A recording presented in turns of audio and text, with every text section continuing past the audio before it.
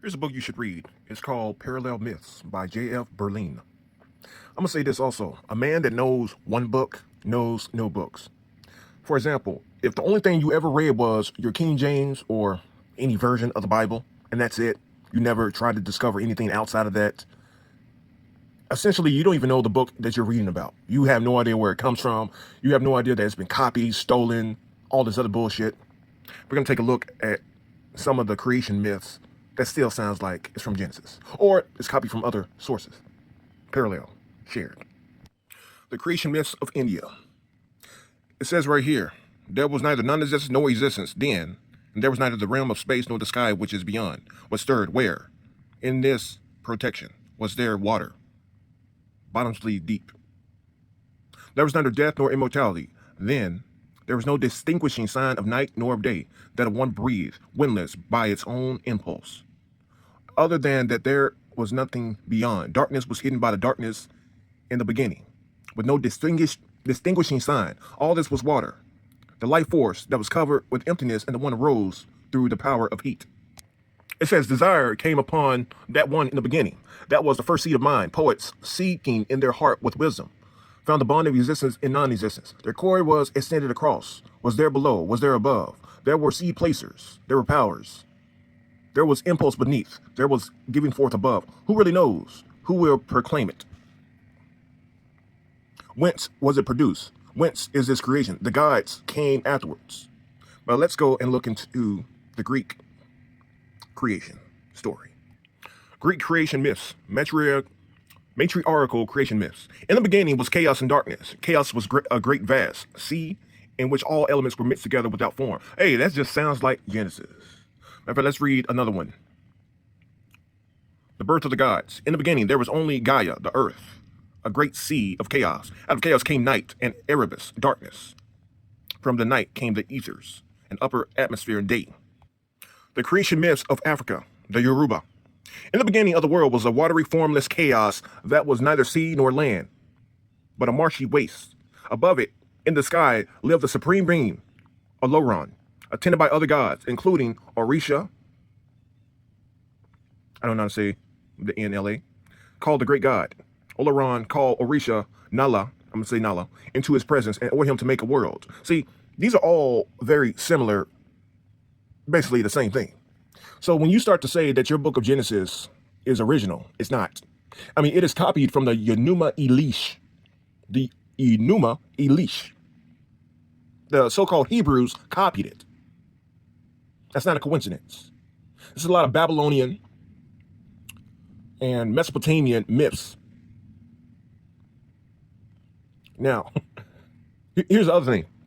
After people leave the Bible, because a lot of these people didn't find this information themselves, not like me. I found it myself. No one helped me.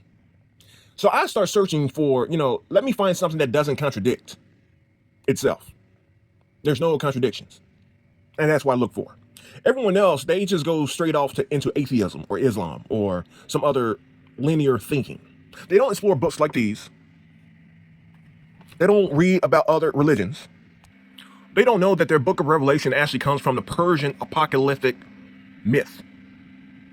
So the whole book of Revelation is based off this Persian apocalypse, this Persian revelation, which is talking about what's going on in the body, not on the exterior. I'm going to read this from Carl Gustav Jung, who is a famous Gnostic. He says, myth is a natural and indispensable intermediate stage between unconsciousness and conscious cognition. The need for mythic statements is satisfied when we frame a view of the world which adequately explains the meaning of human existence in the cosmos, a view which springs from our psychic wholeness. Like the Bible itself is a psychological book. In itself, it has also put people into slavery.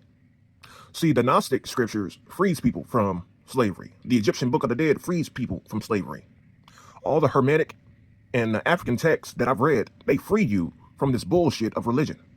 And they give you spirituality. Nothing outside of yourself. Now here is the other thing I want to talk about. You got a lot of people, they follow the religion of atheism. Atheism, it is a fucking religion. Because you have to believe that the whole entire world came out of nothing. And there's no evidence for that either. People say, I've had this conversation with a lot of atheists. and they never can show me any evidence. Now, there's a lot of atheists that also don't even believe in evolution. Ain't that funny?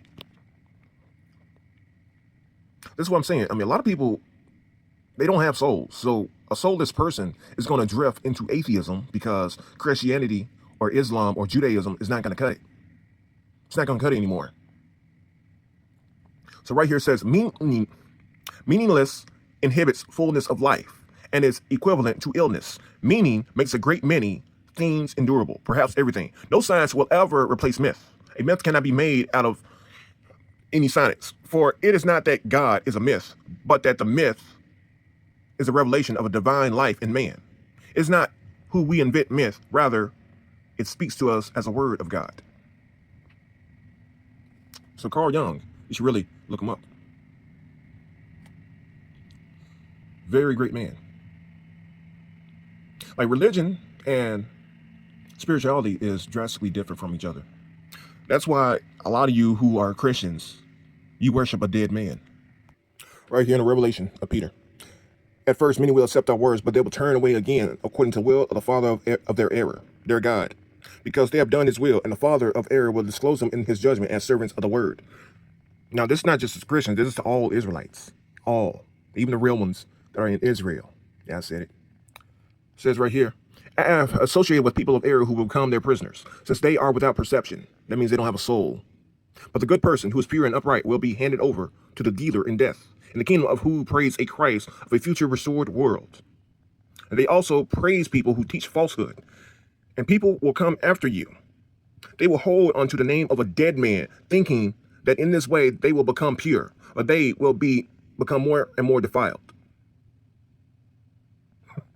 So all the Israelites who say they're worshiping Abraham, Isaac, Jacob, Moses, David, you're still following a dead fucking man with a dead God. So our God is alive. No, he's not. No, he's not. Now, let's read from here. Some church leaders lack knowledge and lead people astray. They don't have gnosis. So let's go down a little bit. It says, many others who oppose truth and are messengers of error will ordain their error and their law against my pure thoughts, since they see from one perspective only. That's why I mentioned a person who knows one book knows no books. If you know one book, you're only coming from one perspective. You're not looking at the whole picture. You're looking at something that you just want an echo chamber. You already believe it. I mean, there's no difference from you going to a church where a preacher's going to tell you what you want to hear. That's what he's supposed to do. So it says right here, from one's perspective only. They think good and evil come from the same source. They do business in my word. They will establish harsh fate in which the generation of immortal souls will run in vain until my return. For the immortal souls will surely remain among them. I mean, they're going to keep reincarnating. And some of these people are going to forget. They're going to have glimpses, dreams, visions, deja vu. Which, a lot of people can't even explain deja vu. They have no clue what the fuck it is. But yet they continue to experience it. So it says right here, I have forgiven the transgressions into which they have fallen through their adversaries. I have redeemed them from their slavery to give them freedom.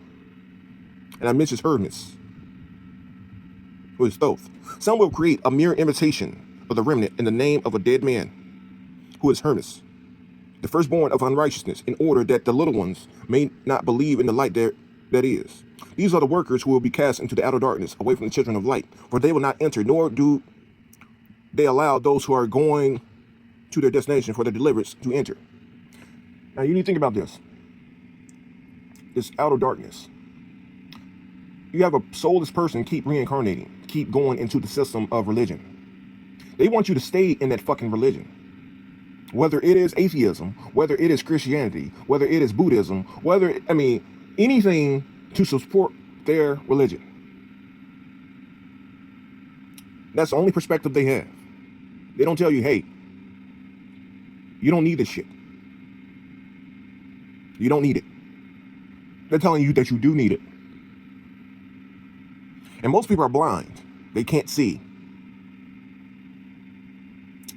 Then again, I'm talking to a crowd of people that don't even understand what I'm saying. Even if I make it plain, they're not going to understand. If someone that experiences gnosis, they're going to understand what I'm talking about. But like this, I can't make you see that the book that you read from the Bible. Matter of fact, let me show you right now.